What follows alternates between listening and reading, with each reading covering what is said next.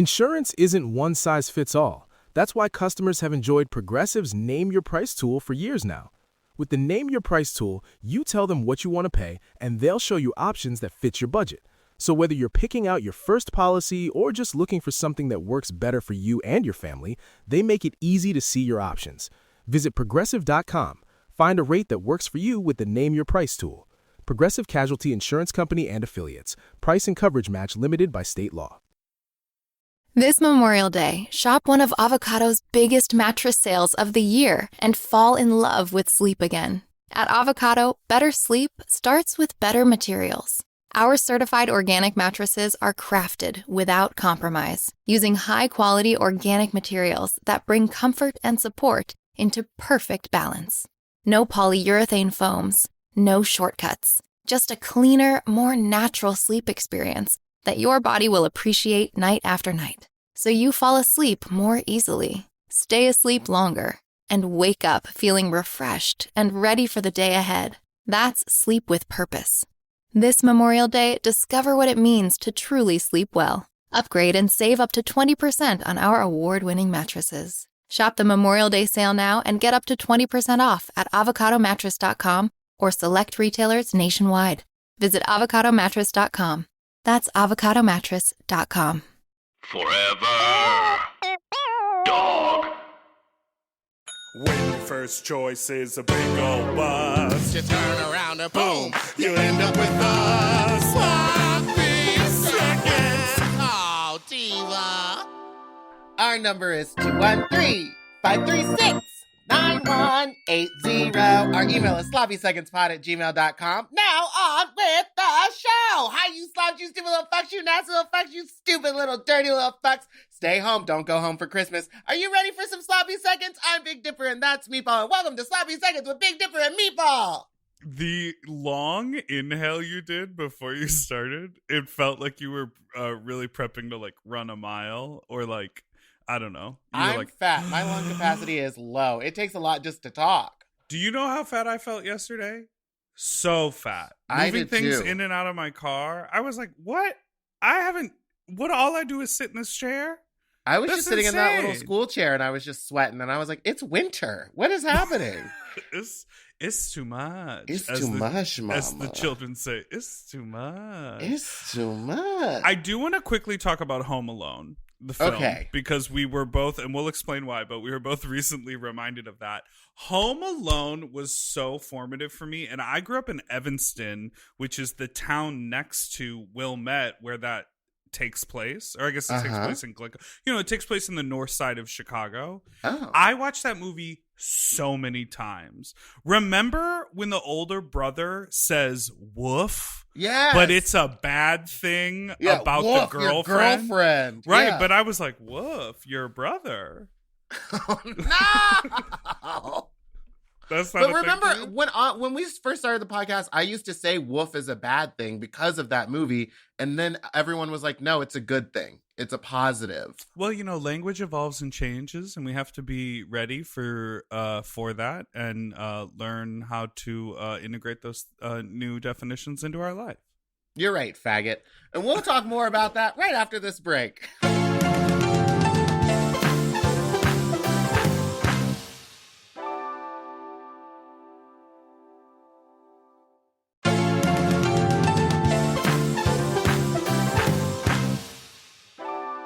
Okay, we are back, and we are so excited to have our special guest with us today. She's the winner of season 5 of RuPaul's Drag Race. She's a star of stage and screen, the premier Jewish narcoleptic drag queen from Seattle. It's Jinkx Monsoon. Did I freeze? No, I included that intro because I had a conversation with Jinkx where she was like, that was a casual thing I said one time on Drag Race, and it became my tagline. Oh. Hi, Jinkx. Hello, Jinkx. Hi. Yeah, it was kind of my like tagline in Seattle because I needed more about me to stand out from all the other queens, I guess. Forget the crispy wigs and the fright show makeup. But yeah, it's so funny because that became like what everyone known me as, of course, because I said it on TV, it became reality. but I haven't practiced a religion since I was like 10, and I don't know that people should necessarily be defined by their sleep disorders. So it's so funny that nowadays it's like people are like, "You're the Jewish narcoleptic drag queen," and I'm like, "Yeah, none of those things really come into my drag at all because they're not really integral to me as a human being." But there you have it. Television changes everything. Well, thanks for being on the show. Yes, I'm so excited. Thank you for having me. I'm such a huge admirer of both of you. Oh, that's nice. Do you admire this beret that Meatball is wearing? Yeah, it's a very nice beret. You both look a lot better I woke up an hour before this. You couldn't tell. I mean, I still have this morning's bedhead.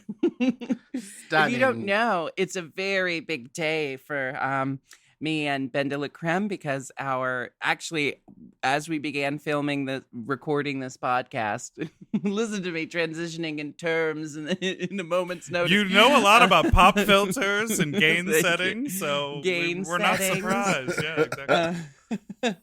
Audio loops.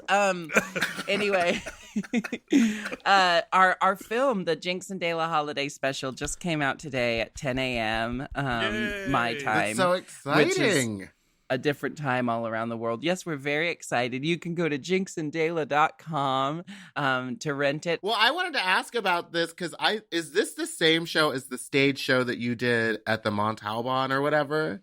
Oh, I'm so glad you asked, Meatball, because here's the thing we've been kind of noticing is that a lot of people assume when we say we have a new movie coming out that it's a recording of one of our stage shows or like we're releasing an archival performance of one of our stage shows. And that's really not what it is. We took the best of our previous 2 touring shows, hacked them to pieces, Frankenstein them together, and then wrote a whole new screenplay to showcase the best moments of our last 2 shows. And what it became by the time we were done filming it was a completely new, like entirely different thing from the past shows. And what it is a movie with a plot and a set and a director. More and terminology. producers. Yeah, it's like it's very much a movie. You know, it's about 2 drag queens who try to put on a holiday TV special like a la Judy Garland or Pee-wee's Playhouse, and they just can't seem to see eye to eye on how to celebrate the holidays. And so I'm really excited. It's a whole movie that you can watch. I'm so excited to watch it. That's so interesting. That's so cool. How long have you and Ben been writing together? We have only been writing together for the last 3 years, but we've been working together for about a decade now. And it all just started that, 10 years ago, Dela started putting me in shows that she would write. And then, Major Scales and I have been writing shows for years now. And we would oftentimes have Ben play cameo appearances or give a lot of input. She's great for giving input. She gives great input. Anyway, so we've been working alongside each other for a decade, and I've acted in many shows that she's written. And 3 years ago, when we kind of both had our holiday season open on our calendars, she asked me if I wanted to do a very simple show where we just kind of improv'd our way through our best holiday themed numbers and kind of just sat and chatted with the audience. That was the proposal. And then a week later, she calls me and says, actually, what if we just wrote a whole show? And that's how it began. And it's been very interesting throughout the years because we both have written for ourselves for so long that now we've had to learn how to write for each other. And we write a lot of lines for each other and a lot of moments for each other where we kind of have to put on the other one's character. Like I'll be sitting at my computer and be like, hi, I'm Ben de la Creme, and I just want to tell you, That's amazing. It's so, I have like a broader question that I don't know. It's so interesting. There's a criticism of Drag Race that it only sort of elevates and features certain queens. But then when you like look at all of the queens that have come out of the show now, which is over 100, and all of the winners and the people who have risen to the top and created careers for themselves, it's like everyone does such unique and interesting things. So like, it's so cool that you and Ben have found like a partnership, and there are so many of those partnerships. It's like Bob and Monet have found this friendship, Wilma and like all of these like different pairs of people, which is so fun. But also like, I'm curious. I need to get a partner. Do you? Yeah, fuck whatever I've been doing over here. But do you feel like, I knew you knew Ben before the show, but do you feel like that? Like, I don't know, your career's getting bigger that partnership? Do you feel like you fit in with the Drag Race girls and the other winners? I'm just curious, like, where you see yourself in that place. I would say like yes to all of that, you know. Oh, sick. Oh, okay, there we go. You know, Ben and I were actually, Dela and I were talking about writing a show together right before I auditioned for Drag Race. And then I ended up getting on, so we kind of had to suspend our plans, and it turned out indefinitely. We had to suspend our plans indefinitely. But yeah, we were about to start writing shows together right before Drag Race. And then our careers peeled off in the directions they peeled off into. And then it was, 10 years later that we, I guess not 10 at that point. That's just become my talking point. It's like 10 years ago. Oh, 1 decade. Yeah, then it just kind of all synced up in the right moment at the right time for us to finally do something we've talked about doing for a long time. But I think, drag is a very familial thing. It takes a village to create a drag queen.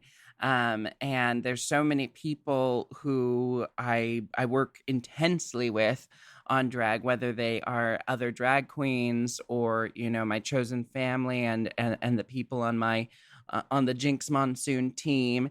So I never have felt like I do drag alone. Like it always, that was the hardest part about Drag Race, was you got to go do it alone, when a lot of us are used to having, even before success and we could afford assistants and tour managers and whatnot, we're used to having our best friends, give their input and kind of help us along the way. Like I've borrowed countless outfits from countless people throughout the years before I could afford to buy my own. And and that was the scariest thing about Drag Race, was going on and not having that safety net, that support unit.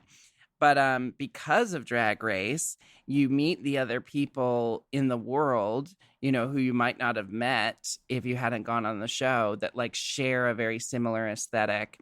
Alaska and I have become really close throughout the years, and I really feel connected to her. Bob the drag queen and I collaborate really, really well together. We've only done a handful of things together, mostly Peaches Christ shows. But whenever we work together, it feels like, where have you been all my life? So it Drag Race gave me an extended drag family that now I heavily rely on. I call people to run ideas past them and all that kind of stuff. And of course, it introduced me to Peaches Christ, who is now my adopted drag mother, someone who I feel like another person, where it's like, I feel like I've known you my whole life because we share so many of the same interests and passions as drag artists. It's so cool when that clicks, Yeah. I also, there's not a lot of drag queens that I consider are like fully theater and like musical theater based, and not that like that's all you do, but there's not a lot of drag queens that write shows anymore. All the queens that are doing it are like kind of older. It's like kind of, It's Not still older. very... Go off. No, what are you Ben, up to no, over I don't here? mean to be rude, but like it's just not something. I think it's what sets you apart and makes you so incredible is because you and like Peaches Christ like are queens that are based in like putting on a show and not doing a drag number for tips. It's like you're going to do a performance. Is that something that's like strictly from like being in Seattle? Is that like the type of drag that is there? I don't know. I think, yes, drag is very regional. And I think in Seattle, Ben de la Creme was one of the queens early on who was writing like full scripted stage shows. And that became really successful. And, Seattle came to kind of expect that from its drag performers. But Seattle has all the types of drag, there's the bar for the tippin' queens. There's I know I did a show at our place with all the bucking queens. I was like, what am I doing here? What did you do at our place? What did I do? Yeah. I did my You McDonald's did a number Lizzo and number? I did a Lizzo number and a McDonald's and I threw a hamburger and it knocked someone's drink off the table onto their lap. Okay, so anyway, usual also, antics where someone Seattle queens. Do you know Robbie Turner? What's going on? Yeah. I've known. Can we get her number? Do you have her phone number? We want to do an interview with her. I don't feel at liberty to give it out, but I can reach out to Robbie and ask if she's interested. Because we want to do a deep dive and find out what really happened and how she feels. I feel like she was persecuted wrongly. Correct. Well, I mean, there's a lot of layers there. There's a lot of layers there. We love layers. we love layers. Sparks. I like to peel back a layer. Yeah. I like to layer clothes in the winter. You like to peel back more than a layer. I like a 7-layer dip. I will say is... No, say. Oh, sorry to interrupt this ongoing bit you had. Wait, I got one more. No, I don't. What I will say is Robbie was a very close and very good friend to me for a long time. And, I think the most difficult thing about overnight success, the most difficult thing about fame, and I can definitely attest to this myself, is that when you are someone who's struggling with certain personal issues, and then you become, successful and famous within our community, things that were kind of like small issues that you kind of were pushing off dealing with can become really, really big issues overnight because a lot of things can trigger and exacerbate issues. And it's really difficult to then deal with those things in the public eye.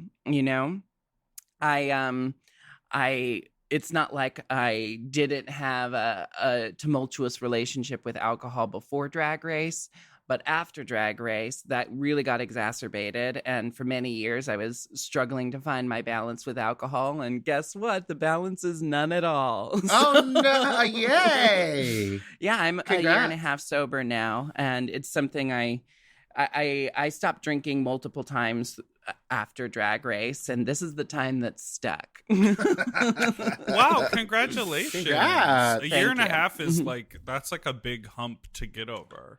Yeah, I mean, one of the things about being a drag queen that I think, we all kind of know it. We all kind of talk about it in ways, but you're just kind of around alcohol constantly. Mm-hmm. And I think it's, become expected that a drag queen just loves to drink. And so once that's expected of you, then that's what people want from you in so many words. It's a lot harder to say, oh, I've had enough when like 18 people in the bar are trying to get you drunk with them, or buying you drinks or sending you shots. And for someone who's figuring out their relationship to alcohol as free drinks just keep getting sent your way, it's really hard to say, no, thank you. Yeah, it really is. I know that feeling.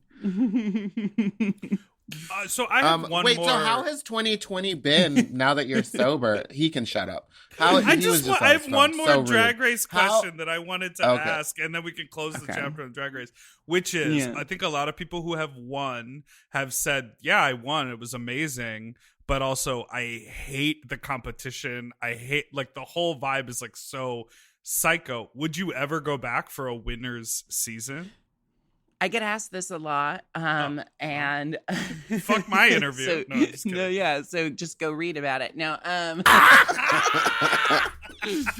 no. I really, my mood changes back and forth about this. You know, the competition aspect was one of the most difficult aspects of it. You know, and but I do think competition is valuable. I do think that, like, competition within art forms causes us to raise the bar and sometimes incites the best work out of people, you know, when there's stakes involved. And I've believed this ever since my time at art school in college.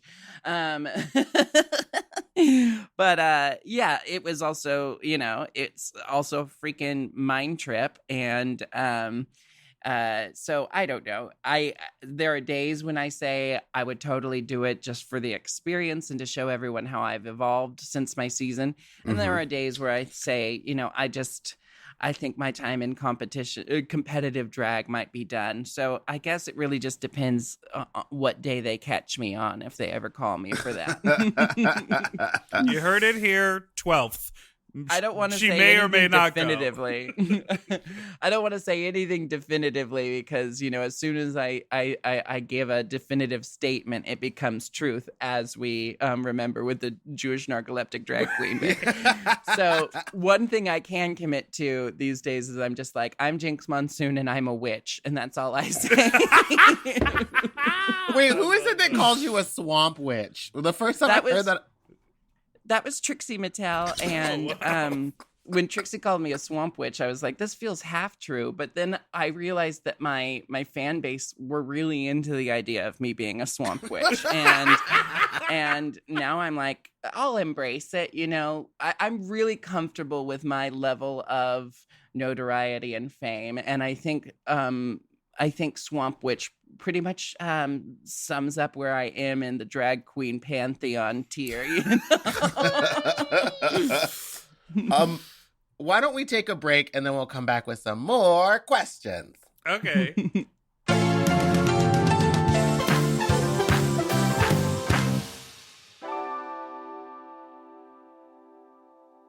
We all have days when we want to eat well, but just don't have the time or the energy to plan, shop, and cook. That's exactly where Factor comes in. They deliver fully prepared meals designed by dietitians and crafted by chefs right to your door. With Factor, you can stay on track with your nutrition goals, whether that's high protein, balanced meals, or overall wellness, without any extra effort. The meals are fresh, never frozen, and ready in just 2 minutes, which makes it easy to fit into your routine. You know, I love coming home after a long day and having a tasty and filling Factor meal. It's waiting for me, and I don't have to worry about shopping. It's quick and easy, and one less thing I need to think about when I get home. You know, I'm feral for fish right now, and I always get my fix with Factor. I recently had their scampi-styled shrimp and salmon, and let me tell you, it did not disappoint. So get Factor today and start enjoying delicious and nutritious meals. Head to factormeals.com/sloppyseconds50off and use code sloppyseconds50off to get 50% off and free daily greens per box with new subscription only, while supplies last until September 27th, 26. See website for more details. That's factormeals.com/sloppyseconds50, like the number, off. Sloppy Seconds 50 off. Do you want to improve your sleep? Well, listen up and get a Helix. Whether you sleep on your side, your back, your stomach, Helix makes premium mattresses that are designed to fit your specific sleep style. You know, now that it's spring, why not upgrade your sleep game and get a Helix mattress? And you know what? What? I can guarantee you that they have a mattress for you with over 20 different styles and models for you to sleep on. I love sleep. I can't get enough of it. And I love my Helix mattress. So ever since I got the big and tall, I know we go on and on about it, but it's a perfect fit for me. I haven't had a mattress before that I was able to select a model from, and I'm so happy I got to do that with Helix. And I, too, have the big and tall model, and it's perfect for my big and tall body. I loved it so much, I got a second one from a guest room. True. Yes, baby. And the people are sleeping great in there when they eventually do sleep in there. Best of all, Helix delivers right to your door with free shipping in the US, and you can get a 120-night sleep trial to make sure that it's right for you. You also get peace of mind because Helix mattresses are backed by a limited lifetime warranty and have been recognized by experts at places like Forbes and Wired. And me. I am a sleep expert too. Period. Go to helixsleep.com/sloppy to get up to 27% off site-wide during their Memorial Day sale. That's helixsleep.com/sloppy, and make sure you enter sloppy seconds after checkout so that they know that we sent you. helixsleep.com/sloppy. Get yourself a Helix. Okay, something about me. I love shopping. If you love shopping too, you have to check out Rakuten. And all you have to do is shop, shop, shop, shop, shop, shop, shop. And with Rakuten, you get cash back and rewards on almost everything you buy. Exactly. Shop. Homeware, daily essentials, jeans.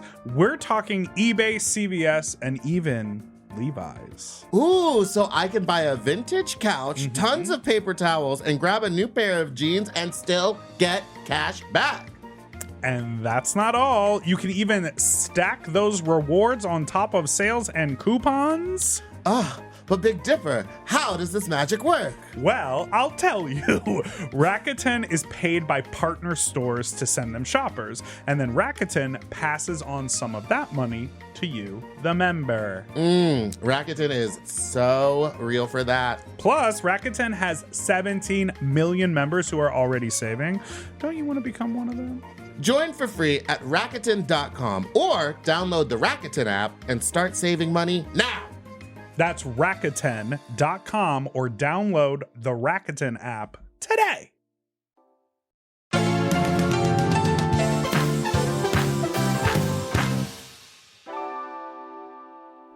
And we're back. Thoughts? On the vocal? On Do you have the- any on the thoughts vocal? on the vocal, Jinkx? Do you need to hear Move one more over, Adele Dazeem, because Meatball's on the scene. Can you? Oh, wow. Okay, so you do, in fact, know Wicked. Yeah. Okay. It was one of my favorites as a teenager. Because you're a witch. I performed. Yeah, of course. Yeah. No, I've always been obsessed with all things witches, even before I started practicing the craft. And I wouldn't say Wicked is one of my favorite musicals, but when I performed Defying Gravity at my nightclub, you couldn't tell me that I wasn't Elphaba. We even Did you rigged have up any a tricks? broom. Oh, you picked up a broom. Well, I painted myself green, of course, which a lot of queens at that time, I was like 17, 18. A lot of queens said it was the best I ever looked. Oh my God. They've been dragging you from the beginning. Why are they so mean? Oh, it's whatever. It helped me sharpen my claws. But my favorite moment was, at the climax of the song, I just raised my hand into the air, and a friend who was holding a broom on a string rigged up to the rafters above lowered the broom directly down into my hand. It was theater magic. At a club? I love that. That's incredible. So good.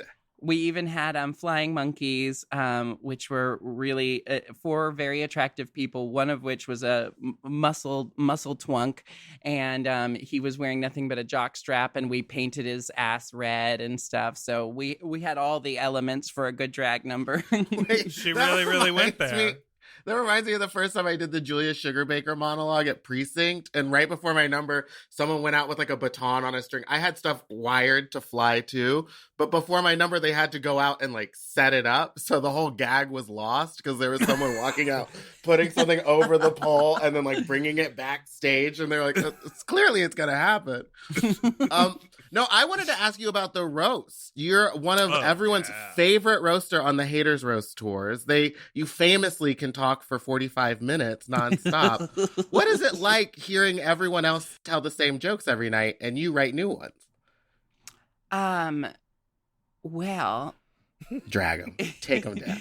It's like any show. And, we all told all the same jokes each year on tour. You work out your set and you don't want to tamper with what works.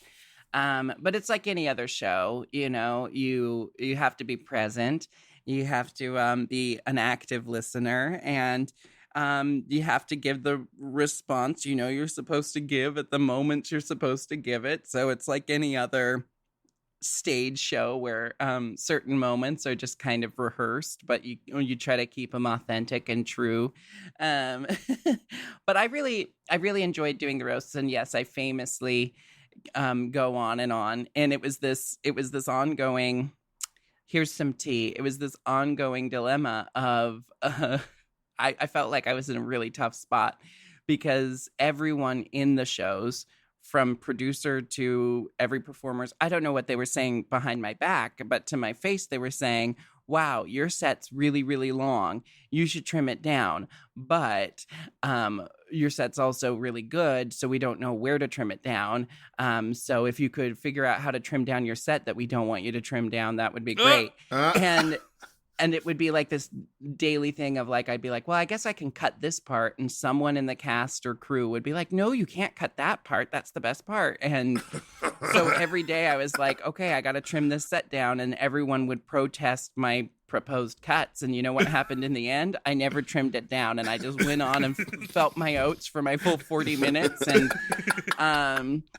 so it's like, yeah, I mean, it's not professional to do a 40-minute set when they've asked for a 20-minute set. But then also, you don't know what it was like trying to trim down that set and having everyone tell me don't. You're like, you don't know what it's like to be so talented and amazing that the criticisms don't line up and I just have to keep doing. No, I'm curious about those shows. Did those like...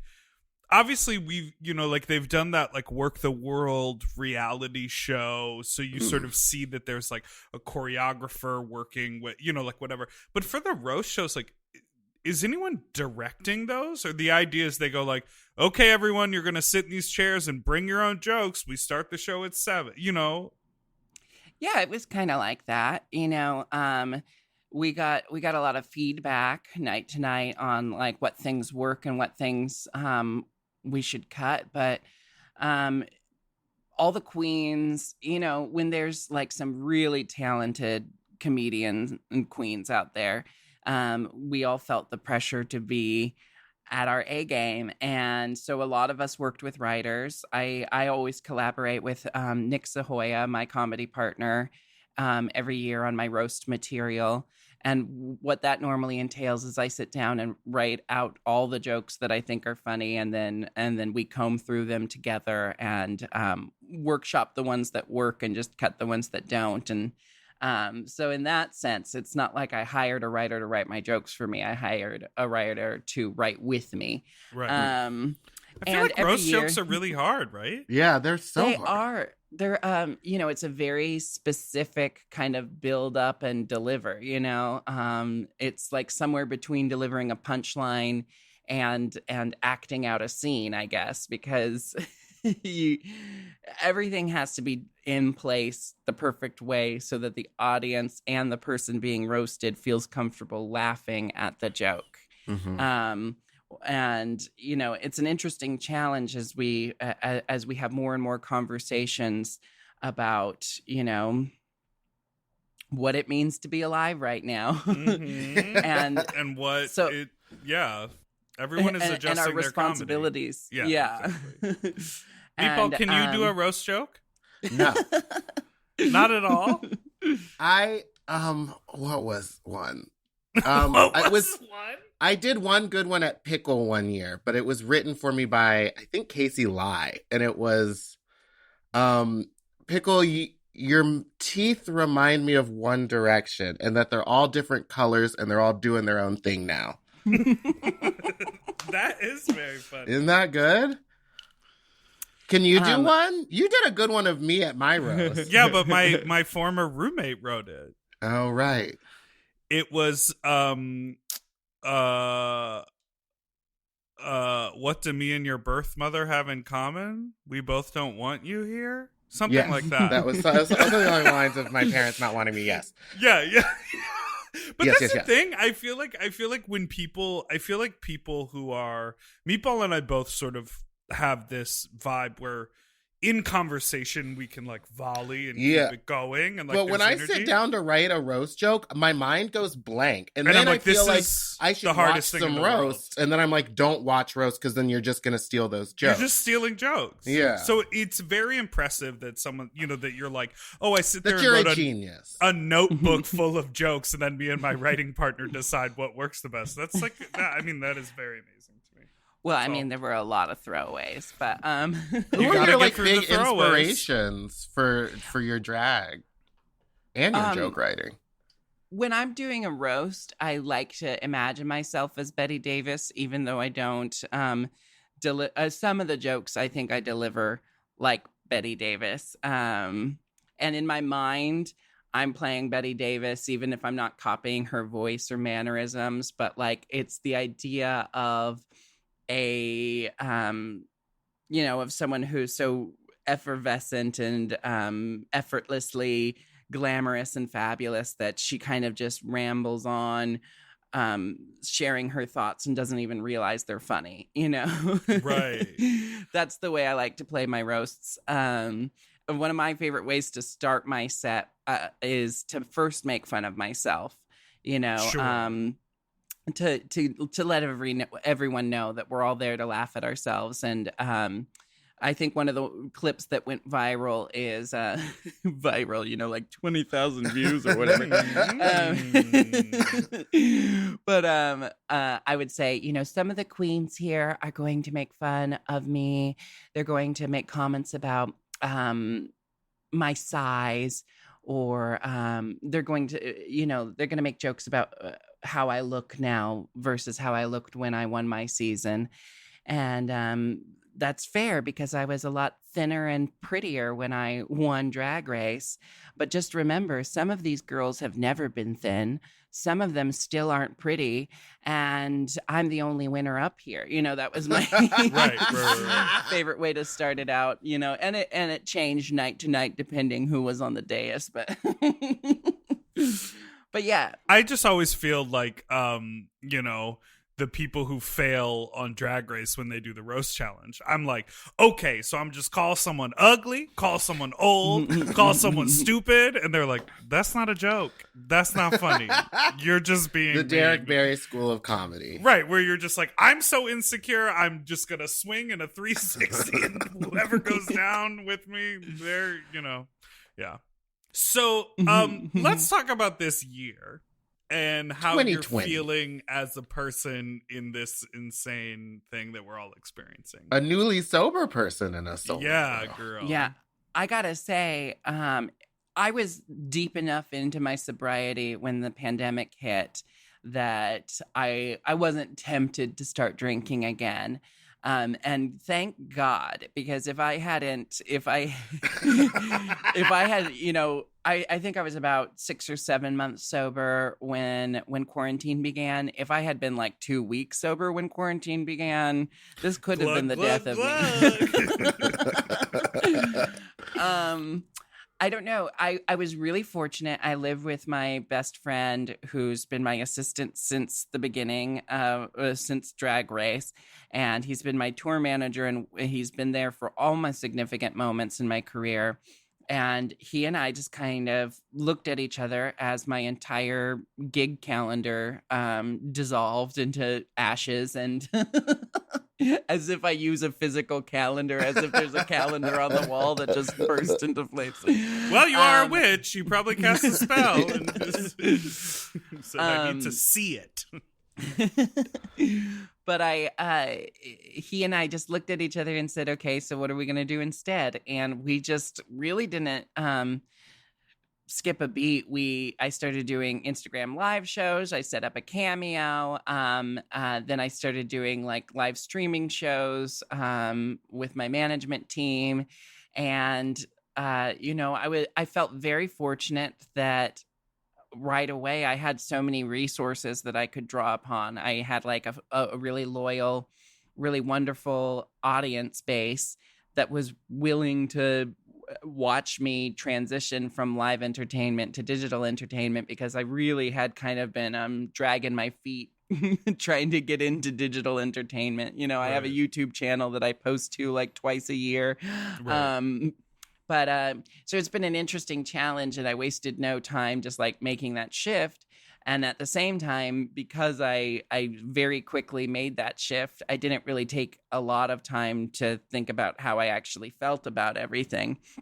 And it wasn't until I was filming the movie with Ben de la Creme, available now at jinxanddela.com.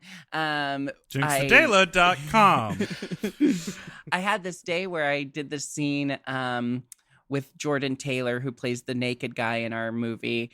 And it was just a really rewarding acting experience. One of those moments where I felt like I was doing real acting work just now. And I felt something that I hadn't felt in a long time. And that was, like artistic fulfillment, I guess. Oh. Because doing digital shows, it's really difficult to take your live material and do it for your computer screen, and then there's not that connection and that call and response from the audience. And while I was having a lot of fun and I was really happy my audiences were enjoying it, it was lacking in the kind of like artistic fulfillment that you receive when you deliver a good performance and you can feel that energy exchange. So doing that scene with another actor, and even though we didn't have an audience, we had each other to play off of. It was like this amazing experience I hadn't realized I was missing until then. And so, 2020's been all right. It's been a hell of a year. There were so many things where I was like, God, if only I could have planned for this, Totally. If only I had gotten some warning. Because honestly, like the hardest thing at the beginning of the pandemic was I had just had my hair transplant surgery. I forget the technical term for it. The way I refer to it is we moved some things from the garage into the foyer. And that's filling in the hairline.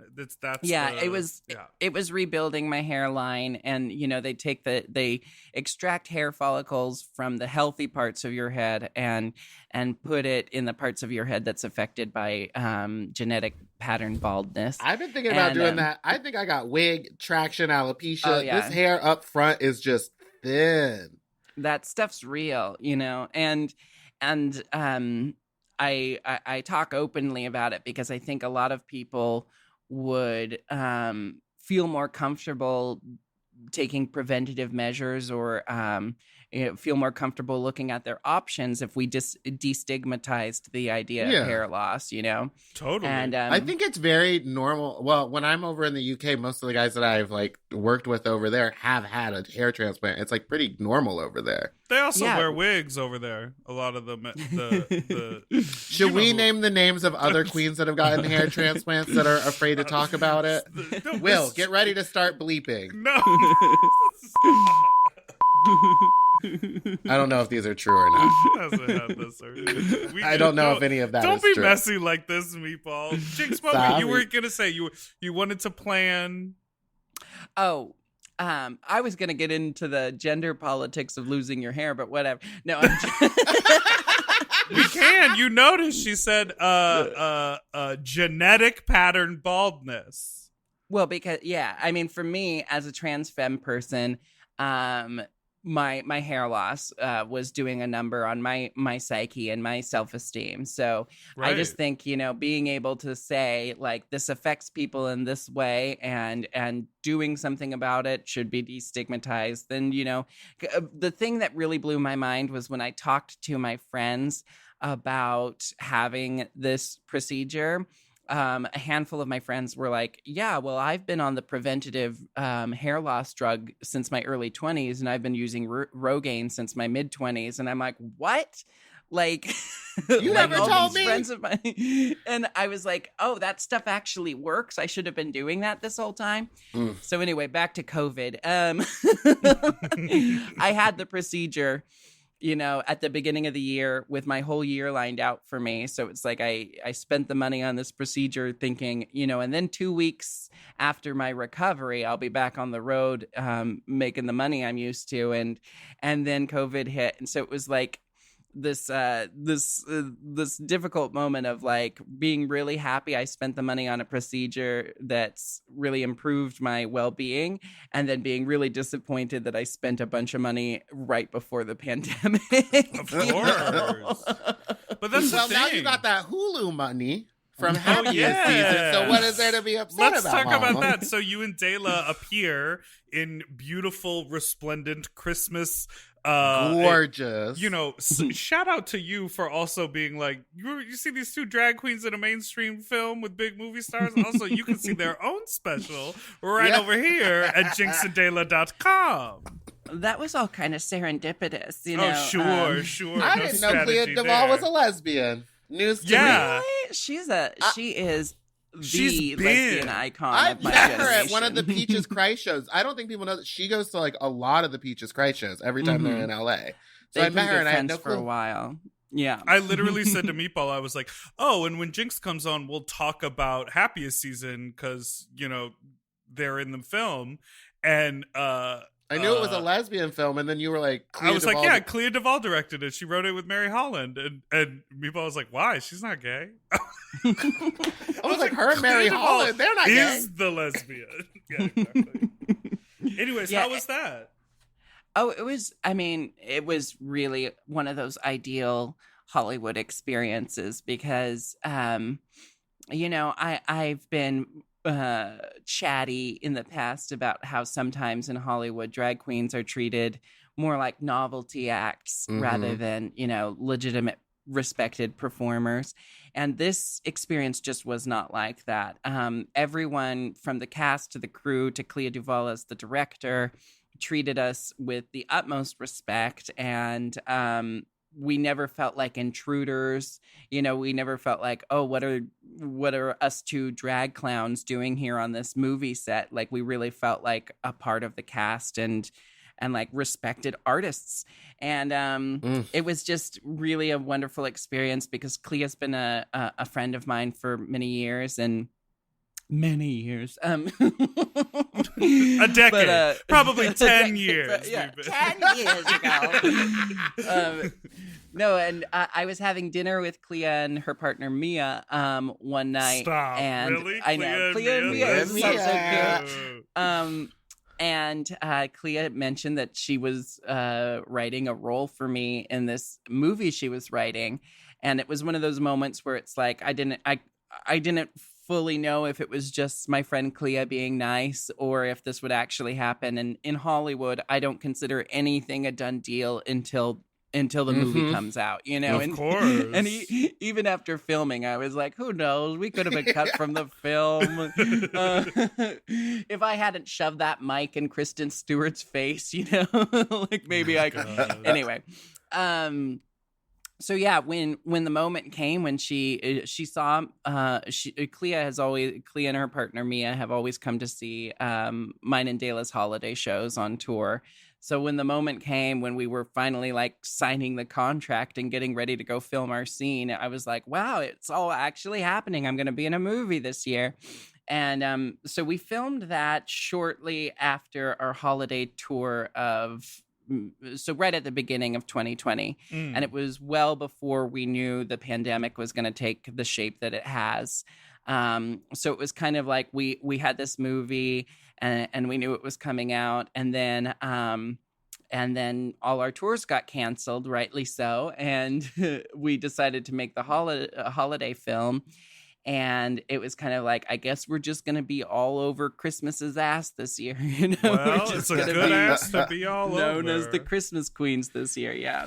How was Aubrey Plaza? I'm such a fan of Aubrey Plaza. Aubrey is, I mean, she's kind of what you'd expect from Aubrey Plaza. Like, she had these moments of saying really weird non sequitur things, and but she was a joy to work with. She was really kind. You could tell that she loves drag queens because she kind of always just floated over to us. Mm-hmm. Like when we were doing the drive-in premiere a couple weeks ago, we were all on the red carpet, all the cast members that could make it to the premiere. And they said, okay, now everyone assemble so we can take one big cast photo. And I watched as Aubrey Plaza went from the opposite side of the red carpet, just kind of seamlessly migrated her way over to the drag queens. Yes! And the really sweet thing was when they were like, okay, and now we're going to do a slightly smaller photo with the core players. And, you know, Dela and I started walking off the red carpet, and Aubrey just went with us. And they were like, no, Aubrey, we need you for this photo. So she was really sweet. She was really kind.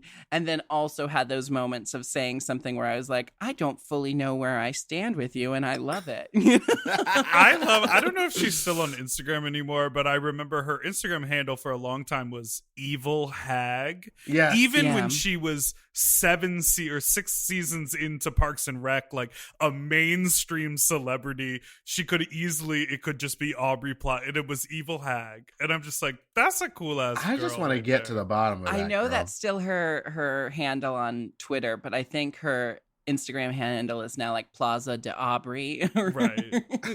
But yeah, Evil Hag. I mean, that right there, that's how I felt very connected to her. But we worked mostly with Kristen Stewart and Aubrey Plaza, and they were both so kind to us, and they both made us feel really like welcome on set, and didn't make us feel intimidated or nervous to, like, you know, be drag queens shoving mics in their faces throughout our scene.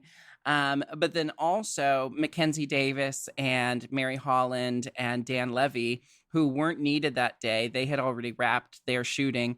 They just showed up on set to, you know, say hi and bye to Kristen and Aubrey, but also to meet Dela and I. So it was cool. It was just a really friendly cast of wonderful performers, and never was there a moment where I felt like, you know, this is bullshit. Well, we're going to take a quick break, and then we'll be right back with our last segment called Fuck Talk.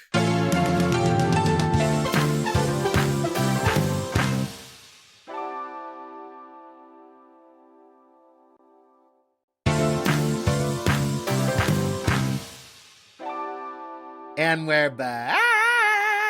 Can you say, ah? Is it too early? Oh, okay. Wait a minute. Oh, wait, was that for Dipper? Sorry. No, that was for you because you came in with the notes, the vibrato, the delivery, and the witchcraft. We know all of those things line up, so that was an excellent riff. But yeah, what people can't see is that she does have a fog machine going, and she's wearing a witch hat. There's a cauldron in front of her. Can I just say one of my favorite moments of, because you participated in one of the Race Chaser live streams we did. One of my favorite moments is when you got up Shabadoo? Eliza Shabadoo and the Spelling Bee, which both Meatball and Jinkx here were a part of. When you got up, and I think we were connected to your AirPods, so when you went to pee, we heard a very audible what do they call it? A stream of pee stream of urine. Yeah. And we were all just sitting there like spelling a word, and someone was like, who's peeing? That was by design. I could have taken the earpods out, but I knew what I was doing. Yes! Strategy I did queen! that on a Twitch live stream too, and I took one out and held it a little closer. Stop! Now, let's get on to our next segment, which is Fuck Talk! Talk! It's a segment where you tell a weird story about a sexual encounter that could be any time, then or there. Oh, see, now you're addicted to the coffee. Is that what's happening? Are you drinking cold brews 3 or 4 times a day? Yeah, but it's not to replace the alcohol. It's actually, I was a Red Bull addict, and I would start my day with like 2 Red Bulls, and I thought, maybe there's a way to get caffeine in my body without all the added chemicals. No shade to Red Bull, because I still love Red Bull on show days. But I decided in my 30s it's time to switch to coffee like a responsible adult rather than living my life like an all night gamer. Speaking about all night gaming, you like feet? Yes, Why do they call sucking on toes shrimp diving? I guess because they look like little shrimps. I don't know. Little shrimps. Here's the thing is like, yes, I admit to having a foot fetish. Yes. But I really don't take it to extreme fetishy levels. I've always said to people who ask about my interests, like, yes, I have a foot fetish, but really I just kind of like looking at a barefooted person, like I enjoy a person to be barefoot. I occasionally slap myself around with someone's foot, You do the slapping? Oh, I'm generalizing here, but yeah, I'll engage in mild foot play. But the thing is, for someone who, my character Jinkx Monsoon is extremely sexually an open book, and I feel like the sexual revolution and sexual liberation is extremely important. And so for someone who really enjoys talking about sex and being a sexual person, I'm really just kind of, I call myself French vanilla, like one step up from vanilla. Like there's something a little extra special about it. Like it's got the real vanilla beans in it, but otherwise it's just vanilla. So like even my fetishes are at a very mild level, like At that mild level, have you had someone be like, no, not my feet, or I want to leave my socks on? I don't think so. No, I had a really pleasant experience. Do tell. Somewhat recently where, it's funny and pleasant, but, it was, I was fooling around with someone and we talked about how we weren't going to have penetrative sex, but we could find lots of other ways to have fun. And at one point I was just like, would you be interested in engaging in some mild foot worship? And he said, wait, me doing that to you? And I was like, oh, no, me doing it to you. And then his response was, yeah, we can definitely do that. Sure, let's go for it. Like really excited. And he had never experienced that before. So he was just kind of excited to try something new. And but yeah, I've been, vocal about having a foot fetish for some time now, only because I thought of some really good jokes about it. But it's like I'll share intimate details from my life if I can find a way to make it funny. Otherwise it stays private. But totally. I've always said that foot fetish for me, many fetishes for different people, and especially furries, all of these things can be linked back to Disney movies. Oh yeah, Disney movies are responsible for some of the biggest kinks in a variety of communities, and I stand firm on that. Draw me the line to the foot fetish in the Disney. Okay, so at a very young age, before I really had sexuality, I think that young, as a kid, what things are interesting to you, even if you're not like feeling sexually turned on by them. Right. And so before I had any sexuality or any awareness of who I was as a sexual person, I knew that when Gaston kicked off his boots and that one big toe was sticking through his sock, I always say, I saw that big toe. I saw Gaston kick off those muddy boots and that one big toe sticking out of his sock. And at like 7 years old, I was like, something has changed within me. Something is not the same. You said, let me talk about those toesies. I always thought Gaston was really hot. And everyone was course. like, no, he's a brute. No, he's gross. I was like, yeah, baby. Let me suck on that toe. Yeah, baby. Wow. Yeah, baby. I have an interesting foot story, which is, so this is from when I first moved to LA, and I met a guy on Craigslist, and I was looking to, Meatball can fill in the blank.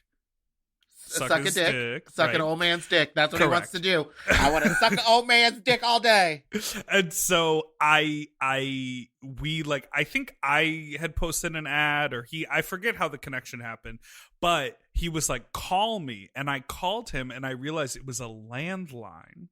So I called his landline home phone number and we chatted, and he sort of played out this scenario. And he was like, I want you to pretend to be my son, and I want you to come home late, and I'm going to catch you sneaking into the house, and then I'm going to discipline you. But the way I'm going to discipline you is make you suck my dick and make you worship my feet. And so the feet thing was sort of all the way at the end. So I was like, cool, I'm down. Let's do it all. Okay, and then when we started to, I went over there probably 3 or 4 times total over a couple months. And it became more and more all he wanted was me. He wanted to sit. He had a very tall chair in the living room. It was sort of elevated. And all he wanted me to do was like lick his feet, suck his feet, rub them all over my face, like swallow all the toes at once. Like at one point he was like fucking my mouth with his foot, and I was like like it was because not like out of grossness, You don't love yourself. out of gag reflex. Jinkx, some of the reviews of this show are like, the final segment is just really Dipper telling us how damaged he is with all of the sex stories he had. But to me, it was false advertising because he had this amazing dick, and I love sucking his dick, and I wanted to fuck him, but he kept teasing me like we would do that. But he like barely ever let me suck his dick. He would say like, yeah, you can suck my dick, but first the feet. And then when he had his fill, he was like, we're done. And I felt like I was like, why not just get someone who really wants to do feet only? I wanted the whole package. You want to know why? Because no one else was down to do all the other stuff. He was really No fun. one was down to pretend to sneak into the house. I even did the sneak into the house in the middle of the day. Yeah, my first question We was would when meet up he at- said that you got to pretend to sneak into my house. Did you like meet him first? Like, did he open the door and say, "Hi, it's me. Now pretend to sneak in," or did you just like go to a window? No. It wasn't like break in. He like opened the door and he was like, "What are you doing coming home so late?" Oh, it started. You know. It started. I thought it was because what if he sent you to some random person's house just to break in? And he's like, "I promise there's dick here." Anyhow. The only foot story I have is that one that I've already told on this one, where the guy asked me to come over, and then he came on my feet, and then he wanted me to stay and like let it dry and glaze over on my toesies. And then he wanted to do it again later. He wanted to to do multiple loads of It's dried like, cum. when you make a wax hand where you dip the hand in the You know wax? when you, like, he put wanted to do that to my glue- foot, but You know with when you like cum. put glue on your fingers? Yes! That's very therapeutic. Well, imagine peeling layers of cum off. Anyhow, that's Anyway. it. We did it. We made it to the end of the show. Thank you so much for being here, Jinkx. Thank you for having me. And I'll give you my new tagline, Jinkx Monsoon. Like many people with Jewish heritage who were raised Catholic, I now practice witchcraft. Oh my God, I love that. And for all your witchcraft holiday needs, visit jinxanddela.com to buy your own holiday special and check out Happiest Season on Hulu. It's And so support good. the plenty of- doll. There's You got plenty merch? of holiday-themed drag queen merch there. We've got T-shirts that say "Everyone is traumatized by Christmas." We've got Christmas ornaments, and bringing it full circle, we've got Jinkx and Dela socks now. So for all you foot lovers out there, you can now do a little foot tease with my face on your toes. Secret, you're like, you guys are having a merch meeting and you're like, what if we do socks? And put What my if we do face on toesy everybody's socks? feet across the world. I didn't. I wasn't part of the sock conversation, but I was very happy when I saw the socks. Hey. Well, I look forward to a future, maybe in like a year, when I can see you perform live in a theater, because you are so good at that.